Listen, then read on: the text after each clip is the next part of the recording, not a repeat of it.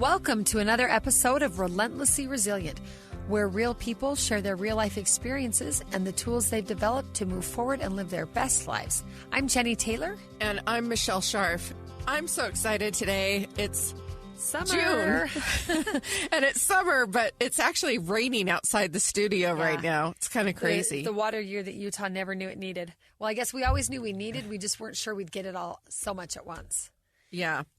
So we have decided today that we wanted to have just a little casual conversation, not only with Jennie and I, but with our amazing producer, Kelly Ann Halverson. And we want to talk about loss and creating new memories and opportunities to vacation and what that looks like after loss. And especially kind of in that summer environment where here we are. Summer's fun. Summer has a totally different dynamic, especially if you've got kids in the home or maybe you don't have that school rigidity and there's a little bit more freedom and there's that opportunity to create memories. But with those opportunities to create memories can also come triggers for previous memories. And I want to jump in and start with one that has kicked off summer for my family, and that's high school graduation. So believe it or not, our oldest child just graduated high school, and it was everything every other mom has ever said it is. It's exciting. It's emotional. It's all the 18 years of parenting that feels like it went in slow motion of just crazy day to day. I can't possibly keep up with this. All of a sudden, it's like, whoa, I blinked. And 18 years are gone. And in our case, the graduation for our high school up in the Ogden area was held in the same building on the campus of Weber State University where we held Brent's funeral. Yeah, and that so had to be hard. It in and of itself. Let's talk maybe for a minute, Michelle, how places can be a trigger. Yeah. We're talking about memories, and building new memories is so important. Giving space for old memories is important. Maybe letting go of what you thought those memories needed to look like in the future can be important. But I'll tell you, there's something about a physical space. Even if you're not consciously thinking of it, it's kind of like your body just knows where you are. Yeah. When you're in that place where this is where, in our case, we held Brent's funeral. Or this is where I went with my dad on a trip or something. But so graduation. That's the first place I met you. I'm just thinking about that. Oh, my goodness. The first time we ever met in person. The first time we ever met in person. Yeah. That is crazy. Isn't that crazy? And so those memories come back. And I remember meeting you and another fellow widow friend. And I remember you said to me something like, you're still in the fog. And I think it's because I was in that moment, as heavy as the emotions were, you are kind of in a fog. And especially during viewings or visitation, there's so many people that come to express their love and their sorrow. And so we're in this space on the D Event Center floor, receiving all this love and sharing memories and laughing together and crying together. And then fast forward, it's almost been 5 years. And I'm sitting in that same venue. And instead of being on the floor where the program is, I'm up in one of the billion bleacher seats watching my baby girl walk. Just makes me emotional even to think about it. And I'm not like an overly emotional, well, yes, I am. Never mind, I lie. I cry all the time. But, she's in her cap and gown. She's graduated with straight A's. She's got a great scholarship and future ahead of her. And I know that she knows that both of us are looking around thinking, it'd be really cool if my dad were here. Yeah. Regardless of how great. And the day was great and grandparents came and supported her and friends. But it's kind of that unspoken absence, or it's kind of the gaping hole.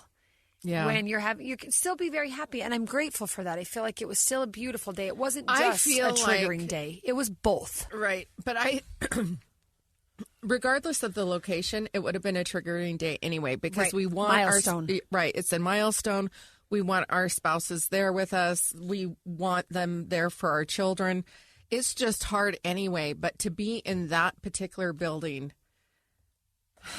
that's just, it feels like that was more emotion. Were you emotional at the time, or were you able to? I was. It's interesting for me. I tend to always be more emotional leading up to it. And I almost make myself worried with emotion about how it might be. And then that day really was beautiful.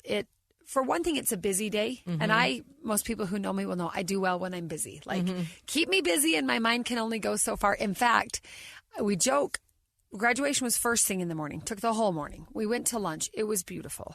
After lunch, we went home and kind of settled the kids and straightened up a bit. And Megan got ready to go celebrate with friends. And as the afternoon set in and I was starting to kind of feel all the emotion because the day slowed down, my son broke his leg. And so it was kind of like, well, there's only so much time to sit in. That was all the emotion. same day. Oh, I yeah, saw that on day. Facebook, Yeah. and I thought, when are your kids going to stop with this? I know. Well, when you have 7, like, it sounds like we're in the clinic a lot, but we are probably in the clinic 7 times more likely than the average kid. Right. Because between us.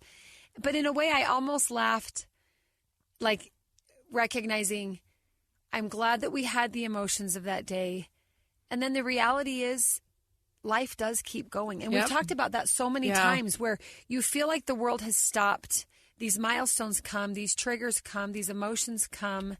And then guess what? Somebody might break their leg. Yeah. Or the phone might ring, or you might need to go do the dishes, or you have an appointment, or it's time to go back to work.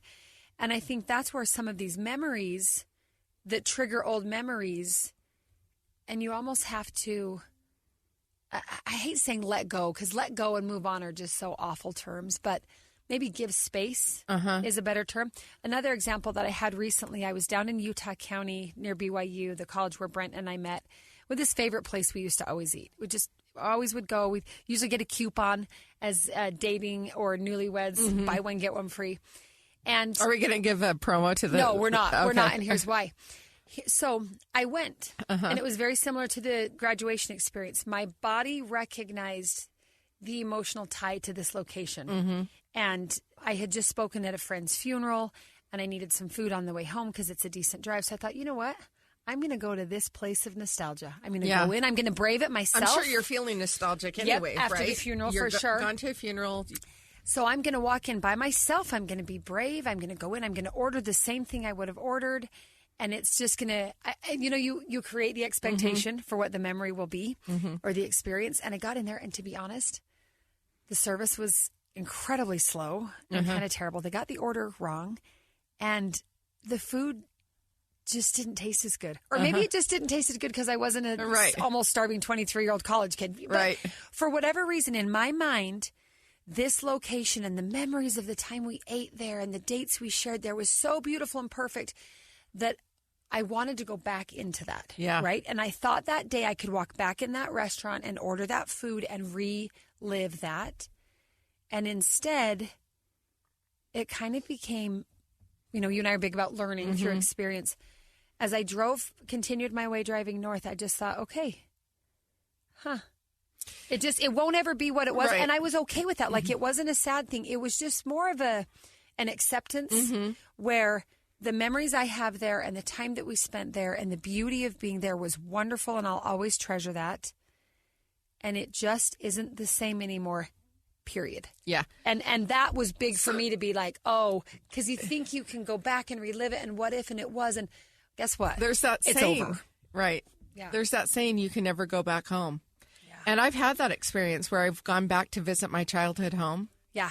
You can never go back home. And I think it's chemical. I think there's a lot of pieces to it, right? 100%. So part of those pieces are, I think, like, for instance, when you're dating Brent and you're going there, there's dopamine, there's serotonin, there's all this. You're young, you're idealistic. You're feeling love. You might have a little oxytocin firing, even if there's no physical stuff happening in your body.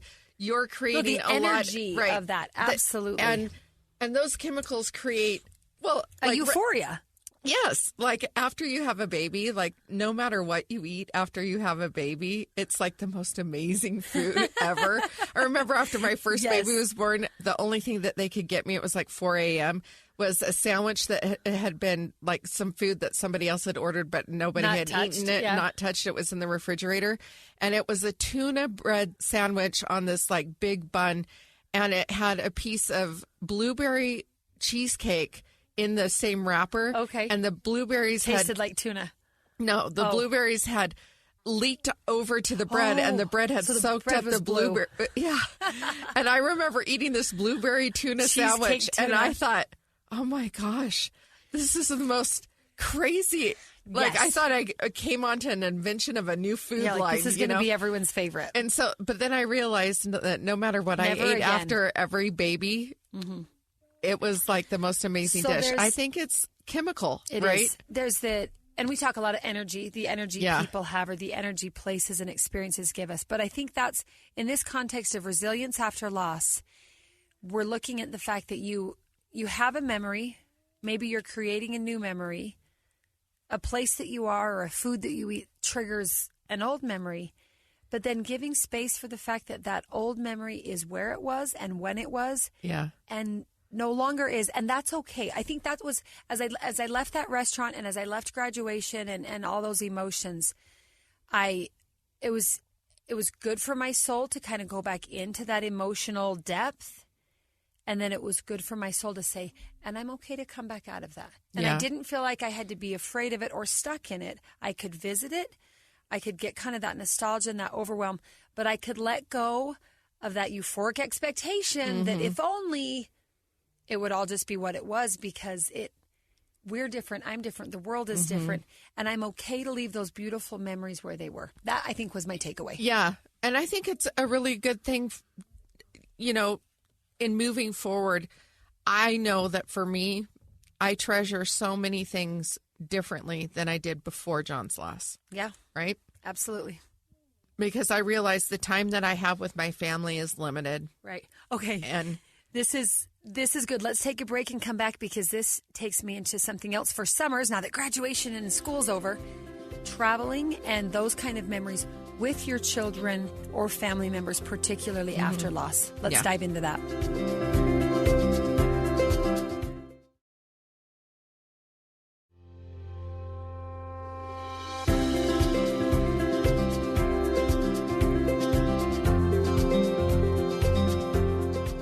Okay, Michelle, I love what you were saying before the break about you're maybe a little more aware of time. You're more aware of the fact that you might not have a lot of it.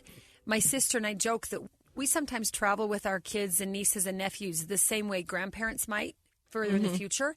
But it's because too many people in our family didn't make it to grandparent age. Like, my dad was gone at 10. I never had the chance to introduce him to my kids, let alone take him on a trip with him.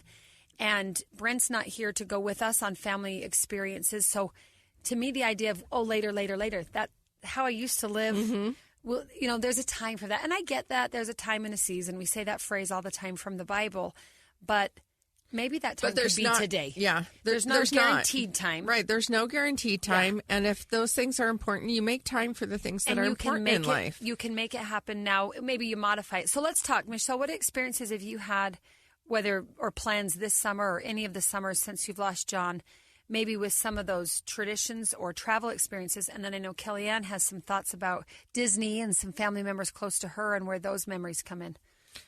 So right after John died, I took my daughter and my daughter-in-law and my 2 grandsons to Disneyland. And we drove out there. It was a long trip. We spent, a week out there. We had so much fun. And, it was really important for me to be able to spend that time and also create new memories, because we had some memories with John, like at Disney World in Florida, but John wasn't really able to participate because he was so sick. And for me, it was like, let's put memories over the top of these things that were hard, right? Places that we had gone, that we had done things that they didn't go so well. So that was really important to me. And then my daughter graduated college, and I had always wanted to go to Machu Picchu since I was 16. And so I went on a trip. Some friends planned a trip to Machu Picchu, and I took her with me to go to Machu Picchu as part of her gift for graduating college. And it was hard, but it was really, I feel like, really beneficial for us to be able to take those steps and make new memories moving forward. Like, you can't just whittle away and just say, well, he's gone, and so life stops here. Right. You just can't do it. Even though that's almost the natural instinct, is life must stop here because life stopped. Right. But a new version of life continues forward, and that's okay. Yeah. So what was that trip like? Peru was amazing, and so was Disneyland. We have some great memories from it. It was awesome. I I want to get in a position to where I can take my kids more. You know, they're still kind of young, so the cost is a problem for them. So I've typically fit the bill. I've had to be more cautious in this economy. But I think that there's things that you can do. I know last year my son rented jet skis and we just went out to the lake for his birthday. And we had an amazing and to time. Spend the day together. So it doesn't really, you don't have to go on a big trip. It doesn't have to be a destiny place. It doesn't have to be a faraway location. But I think making time for family members and doing things and creating memories are even more important now. And, you know, I'm not guaranteed anything. And I want my kids to have as many positive memories with me before I'm gone, too. Here's an experience I had recently. There's an older gentleman who used to work with my grandfather in the construction industry. And one of my cousins interviewed the business partner. Our grandfather's been deceased quite a while and just shared memories of our grandfather. And it was great. And in that interview, they mentioned my dad, who would have been obviously my grandfather's son. And this friend and business partner said one thing he remembered was that my dad and his dad, my grandfather, never really seemed to connect. And out of that entire, hour-long interview that I listened to after my cousin shared that was the part that's what stuck out to me because, my dad ended up ending his life by suicide. And I'm not saying it's because he didn't connect with his father. There's obviously so many circumstances. But I'm hypersensitive to anything I hear about my father and his relationships with people because of how difficult his adult life was. And I started thinking of my own kids. Probably was a contributing factor, right? For sure. You have a disconnection. You don't have the support, right? Like all of those things, of course, they plow into the... But he didn't say, they never went to enough Disneyland trips or they didn't take enough cruises together or he didn't spend enough money on him. He said they never seemed to connect. So that's been in my mind if I'm maybe traveling with my kids. Maybe it's a camp out. Maybe it's a day at the park. Maybe it's a few hours. It doesn't have to even be a whole week. If time is a limited resource, just like money, creating opportunities for the connection that is more likely to come in a natural environment than, we joke all the time. You don't sit down with your teenager or young adult child and say, tell me all your feelings. Right. Let's process your childhood. No, but it is about learning how to have presence and being present with them when you are with them. And they notice things. They notice things like, picking up your phone or taking calls all the time. Or my kids used to harass me all the time about that. And now I make a concerted effort that when they are over, I put my phone away.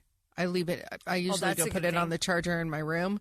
And just walk away so that from it's it. not a distraction? It's not a distraction, and I'm there. I'm present for my kids. Yeah. My time with them is limited. Their time to be with me is limited. I don't need to take distraction. There is nothing pressing in my life that requires me to go outside of that relationship while I'm there with them. Yeah. And honestly, I do it with most of my friends. The only calls I will take with friends is if it is my adult children, even though that they are adults, right? Yeah. But I want to get back onto this taking trips and traveling, and I felt like Kellyanne had some good. For those of you who don't know, Kellyanne is a huge Disney person, so we are not saying you have to go to Disney to create memories or honor tradition, but you could. And we can't have a show with Kellyanne and not promote Disney. She is wearing a Disney dress as we speak, people. But we'd love to hear her experiences. Fan everything. And for those of you that don't know or maybe don't follow but would like to, she is also the producer and co-host of Fan Effects and the podcast. And it's everything Fan Kingdom. And I can't even say these things right because I'm not a fandom person. And she has all the costumes and all the outfits. I need to go into her wardrobe. Yeah, her storage shed. I've got some things coming up. And she throws a killer party. But let's talk, Kellyanne, can you share with us, you've got a family that's maybe not your biological family, but family nonetheless. Yeah, and you experienced great loss a little about a year ago. Talk us through that and how Disney memories bind you together. Yes. So, I've never gotten married. I'm in my mid-30s, but I might not have found my in-laws, but I found my in-hearts. And it's my best friend's family. And I've traveled to Disneyland a few times with them. And her father passed away of prostate cancer last year. And one of our last trips was to Disney with all of them. And, they're always just another daughter. I have matching shirts and Minnie Mouse ears to prove that. And so he passed away in 2022. We realized 2023 would still be a bit too painful to go to Disney, but we set our next trip for March 2024. And we are constantly talking about him. We're finding different ways to honor him within our households, and we're planning on ways to honor him within the trip as well. So we've already discussed, the first thing we're going to do is go to Pirates of the Caribbean because that's his favorite place. We're going to talk about him and honor his memory because one of the reasons Disney is special was his love for it, which he spread to his children, and my family has as well. And we don't want to forget that.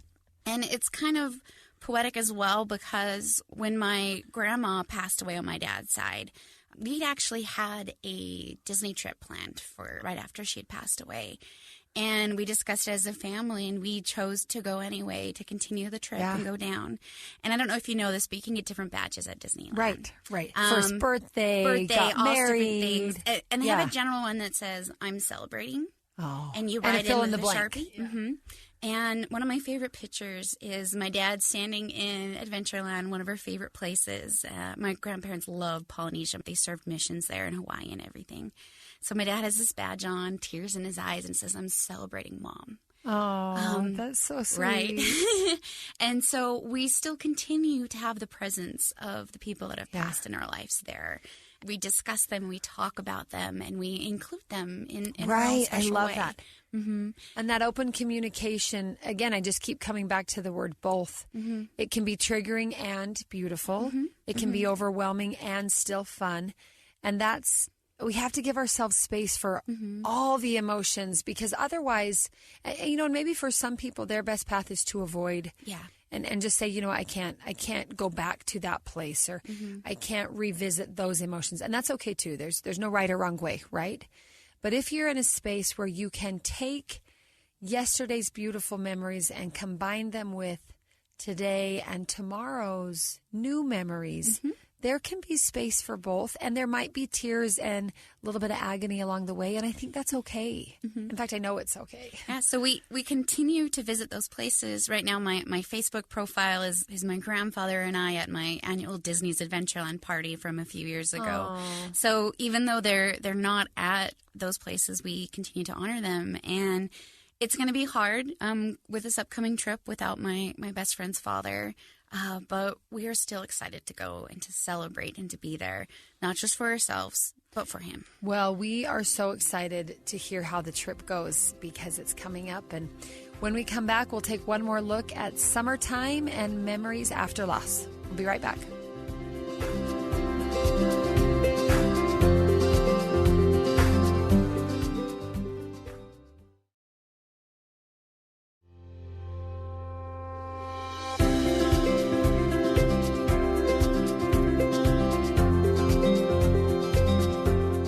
Okay, we're back. We're talking summer and vacations or other memories and experiences after loss. It's funny, as we sit here in the studio, it's early June, and I had mentioned my daughter graduated, and part of graduation, of course, is senior trips or senior adventures, and she had long ago signed up with the theater department at our high school to join a big group of students and teachers going to Broadway. And we knew about it. She saved money, paid for it here and there, and got to the end, and one of the other moms said she was going to go. And I said, "Oh, that's so fun. I think Megan would kill me if I showed up on her senior trip." I don't think she wants me there. And I made excuse after excuse. I can't really leave a week. I have all the other kids. Life is busy. It's expensive, whatever. Until finally in the middle of the week, during the trip, Meg's in New York having a great time. I'm home with the other kids doing what needs to be done. I just had this overwhelming feeling like, go to New York. And I'm running through my mind like, I can't just up and go to New York. Like, I live in Utah. And then my mind just kept going, well, I have some frequent flyer miles. It would cost me $11.20 because I could use just the fee. And I could go for a day. I'm like, who goes to New York for a day? I wouldn't even need a hotel. Anyway, I kid you not, at 10 p.m. that night, I left my house. I drove to Salt Lake International. I got on an airplane. I flew into New York. I literally spent the day, and then the next evening I flew back, and I was gone in 24 hours. I think my timestamp on my parking ticket or parking garage was 23 hours and 22 minutes. Oh, wow. And so I only had on the ground maybe 6 hours with my daughter and her friends. And this, again, it worked out because I had the flight miles. The last minute plane ticket would have been really expensive. But I just thought, what I gave up to go there is I lost some sleep. I'm not going to lie, because I took the red eye. I had to rearrange for the kids, but I was able to find someone for the other kids to be with or play with. And the couple wanted to be with cousins anyway. And it all just started to fall into place. And then it was amazing. Like, there's something about being with your kids in their natural environment. Not that New York's Meg's natural environment, but with her friends. And it wasn't just me and her. And it wasn't even me and her and her friends in our living room. But it was me with her and her friends creating brand new memories. And several times on that trip, Brent came up. Because of Brent's service in the global war on terrorism, there's ties to 9/11, which have a lot of ties to New York. And our family's gone back and forth to New York several times with an organization called Tunnel to Towers, including we went to Coney Island. Well, last time we were in Coney Island, it was with a firefighter who had cleaned up the rubble in 9/11, which triggered memories of Dad. So then Megan and I, in a very lighthearted environment, could share memories of her dad with some of these high school friends that didn't know him because she was barely in 8th grade when he died. And I just, all day, I was so happy and so grateful. And I literally almost bawled through security coming back. I know. In fact, if we were recording this podcast right now, I would probably still be on Broadway. But then that wouldn't have worked. It wouldn't have worked for me to abandon everything and the other kids, but it worked when it did. So I guess my takeaway was, if you feel, for me, it was just a thought. It was an idea. It kept coming back all day. It was dumb. It made no sense. Who goes to New York for the day? But I was able to rearrange what I could for a very limited amount of time and create some magical memories that made space for older memories to come out in a safe environment. And I think it will be one of the highlights of my relationship with Meg. I will both remember it forever. And it was just a few hours. So don't think it has to be thousands of dollars and 7 or 8 days and on a big cruise ship or a fancy hotel resort.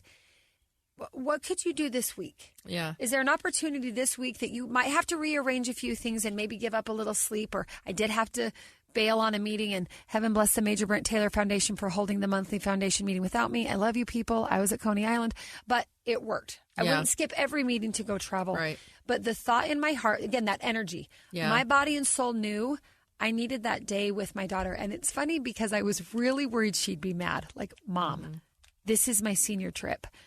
But both of us at the end of the day were like, this was awesome. I'm so glad I came. It was beautiful. Oh, so cool. So look for those opportunities. If you have that instinct or gut feeling, like sometimes drop everything and go be in the moment. And sometimes creating a safe, even spontaneous moment today might bring some healing for yesterday's memories. Absolutely. John's celebration of life was held out in the racetrack, and I hadn't gone out there for a long time, and it took me a lot to go the very first time, and it was uncomfortable. It was uncomfortable. I wanted to be there, but I felt so out of place because John wasn't there and he wasn't a part of it. But just a couple weeks ago, I went out with my son races out there, and they had a big event out there, and I went out there, and I had so much fun. And I missed it, actually. And I thought, it's okay. I can be here and I can create new memories. And it's going to be okay. Whereas I have been really avoiding it, even though it's a place that I want to go out and participate and be a part of. And so, anyway, I totally get it. And take that step to let yourself be in the space. And again, create space for both. Yesterday's memories might bring tears and longing and that pulls at you. But there's also room for beauty ahead. And, even though New York has traditionally been a city Megan and I visit for things related to her deceased father, yesterday was a chance for us to just love and remember him and laugh and create a whole new, I think it just put us on a different trajectory, these moments where you're in that turning point where you could wallow, you could sit, you could blame, you could be angry, you could be hurt, and you might be, and that's okay. And How do you use these magical moments, brief as they might be, to say we're okay? Yeah. We're going to be okay. I can go back to the racetrack. I can go back to the funeral venue. I can sit at the cemetery. It's Memorial Day was this week too. So, just every emotion in the book. We can do this. We can do this. I had an interesting experience, actually, Jennie. It's funny. I posted the picture of Brent with a flag, and I just said very few comments. I didn't want to get into a long thing. And somebody had read it on Facebook, and I was at a singles pool party event, and I got the message while I was there, and all of a sudden I was just overcome with emotion. It was really interesting because what they wrote is, this day must be a very hard day for you. And I thought, well, no, it's not a hard day for me. I don't have anyone that died in the military. And then all of a sudden, the feelings just erupted inside me, and I'm like, actually, that's not true. And I realized that they had seen the post. And I'm like, I didn't really know Brent in life. Right. So I don't really think about me knowing someone who was killed in action, but Brent is a big part of my life in many ways. Isn't it crazy? Because of the offering that he made while in service. Yeah. And the connection to us started with that. And that's what brought us together. Yeah. So I'm like, anyway, so I'm sitting at a pool party and I have to sit down, and all of a sudden I start bawling. It will hit you out of nowhere. Right. And I'm like, my girlfriends I'm fine. What's going on? Are you okay? And I go, it's okay. It's just grief. It's rather inconvenient. And I'm like, but this is great. I've gotten to the point where grief is rather inconvenient, and yet I embrace it. And yet that is the beauty of it there, to let those tears come, let the emotion come, and it is inconvenient, but it's a part of the beauty of life. And as whatever the quote says, the price of that real love is paid for in the feelings of real loss. What if we felt no loss? That would be much worse if we didn't miss. Now that our wives are intertwined, I think of you. I never knew John, and yet anytime anybody says anything about the racetrack, the Miller, whatever sports thing, I'm like, John. That's my only association. Yeah. So. Oh my gosh, Jennie. I look back the last 5 years, and I'm like, this is so strange. I mean, it's so strange because even before Brent left, I saw you guys at his farewell that all of our political friends were at. And I was so sad that I wasn't there, and I really wanted to be, but I was home taking care of a sick man with cancer that was not doing well. And I reached out to our friend Carrie Ann Malkovich, and was kind of in touch, but I knew I was watching that, and I was seeing pictures of you, and I'm like, I need to serve her in some way. But the funny thing about it is that never happened. And what ended up happening is I think that we've been serving one another as we've been serving others through our podcast. And it's kind of been an interesting thing. But on that note, it's been almost 5 years. My daughter reached out to me and said, what are we doing for the 4th of July? It was Dad's favorite. That's his favorite holiday. And on the 18th, he died. So I'm coming up on 5 years. It's coming right around fast. the corner. I wanted to do a lot of things. I'm not sure I'm going to be able to get them all done. But I just can't believe it's happening already. Where did this year go? I don't know. It's all of a sudden happening. It's the same thing where each day can drag on and feel like a million years, and 4 or 5 years can go by in a blink. It's so crazy. So I want to do another co-host podcast where we really talk about the 5 years of grief and the evolution of grief that we've been through. Yeah. Because what I've noticed, and I know that you've done it too, we're on widow sites, and some widows are in their 15 years, and they're still at the exact same place I was at 6 months. At day one. And I'm not judging that. Sure. There's no right or wrong way. There's no right or wrong way, but it is not healthy to stay lost in that grief. To stay stuck. Take the grief with you if you need to, but don't stay stuck. And the only way through grief is literally through it. You got to feel it. You got to be in the closet, broken down, crying the tears, right? Let's do that on a future conversation because I recently had a conversation with a friend I hardly knew before Brent died, but now we're pretty good friends. And I realized in that conversation how much of my day-to-day life is 100% different since Brent died. The people I associate with, the work I do, even the house I live in, the car I drive, the food I eat, the way I dress, everything. I am a completely new person. Now, that doesn't mean I didn't bring with me who I was and who Brent was as part of me. But let's talk about that again soon, because I feel like both of us, we've gone up, we've gone down, we've had highs, we've had lows. I would say we're living.